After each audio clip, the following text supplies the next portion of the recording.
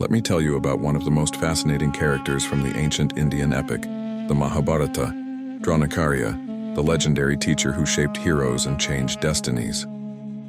But his journey wasn't easy. That moment led him to the court of Hastinapur, where destiny had bigger plans for him.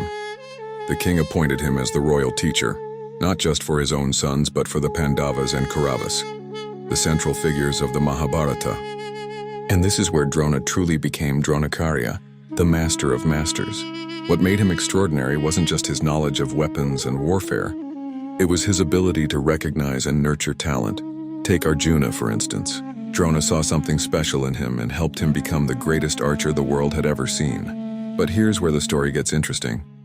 His loyalty to his position and promises would eventually lead to one of the epic's most tragic moments. Remember Ekalavya, the tribal prince who learned archery just by watching Drona from afar? When Drona discovered this self-taught prodigy, he faced a terrible dilemma.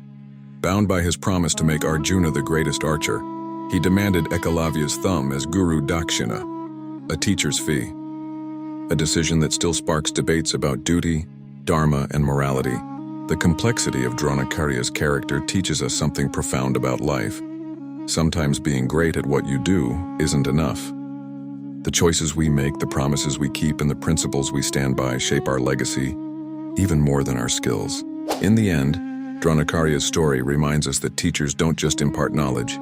They shape futures, mold characters, and sometimes face impossible choices that echo through the ages.